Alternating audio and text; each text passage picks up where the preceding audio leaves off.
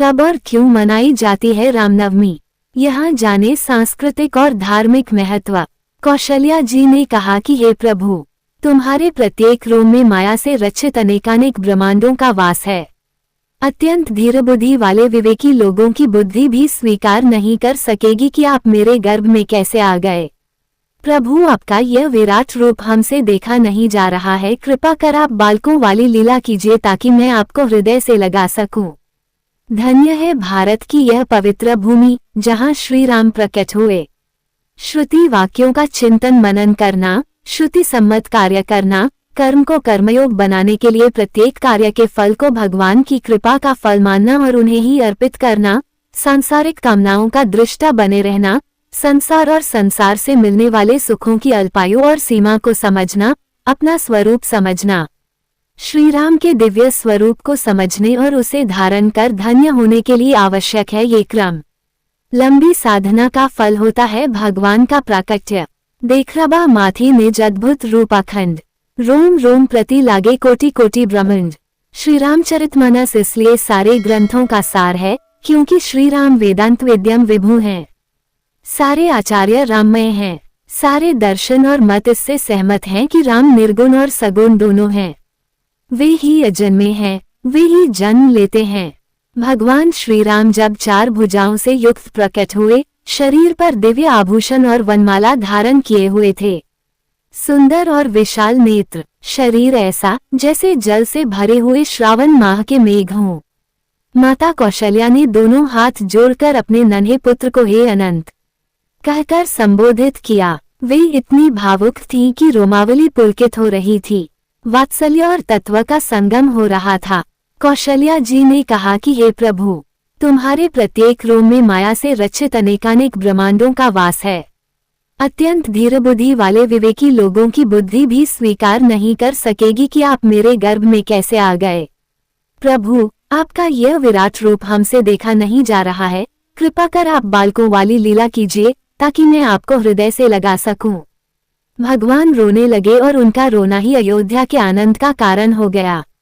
तुलसीदास जी को लगा कि अब तो वाद्य बजने लगेंगे, शोर शराबा हो जाएगा, जरा इनके बारे में एक अर्धाली तो लिख दे। तब बोले, ये चरित जय गाबही हरिपद पावही तेना पर ही भावकूपा। अर्थात इनके दिव्य चरित्र को जो लोग गाएंगे, सुनेंगे अथवा इनकी लीलाओं का अनुमोदन करेंगे, वे लोग इस संसार के कूप में न फंसकर आनंद के उस महासागर में डूब जाएंगे जहां से कोई पुनः लौटने की इच्छा नहीं करता है। शिशु के रुदन का स्वर सुनकर सारी दासियां और रानियां आनंद में इधर उधर दौड़ती दिखाई देने लगी। जब दशरथ जी ने सुना कि पुत्र का जन्म हुआ है तो भक्त दशरथ जी को उस दिन ज्ञानियों वाला सुख मिला। दशरथ पुत्र जन्म सुनी काना, मानहो ब्रह्मानंद समाना। दशरथ जी को पहली बार ब्रह्मानंद के सुख का अनुभव हुआ। उन्होंने अपनी बुद्धि को धैर्य बंधाकर स्वयं को स्थिर किया। बाजे बजने लगे। गुरु वशिष्ठ के द्वारा नंदीमुख श्राद्ध किया गया। आकाश से देवता पुष्पवर्षण करने लगे। अवधपुरी की सौभाग्यवती स्त्रियां भगवान के दर्शनों की लालसा के वशीभूत होकर सामान्य श्रृंगार करके ही चल दी। स्वयं को सजाने की इच्छा का अभाव ही तो भगवान के दर्शन की लालसा का सुफल है। कैकेयी जी से श्री भरत और सुमित्रा जी के गर्भ से श्री लक्ष्मण और शत्रुघ्न जी ने जन्म लिया।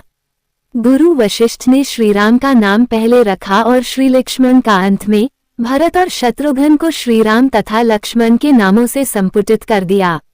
श्री लक्ष्मण जगत के और राम के सुख और आनंद के और शेष के रूप में सारी पृथ्वी के आधार हैं। भरत सारी धरती का भरण पोषण करते हैं। जिनका नाम मात्र लेने से शत्रुओं का नाश हो जाता है, वे है शत्रुघ्न। मौन ही ऐसा शस्त्र है जिससे शत्रुओं पर विजय प्राप्त की जा सकती है। वाद विवाद से तो क्रिया प्रतिक्रिया का ही विस्तार होता है। भगवान राम का जन्म जब जब होगा तो ये 3 विग्रह साथ में अवश्य ही अवतरित होंगे। श्री जनकनंदिनी जानकी भी 1 मास के पश्चात अवतरित होंगी।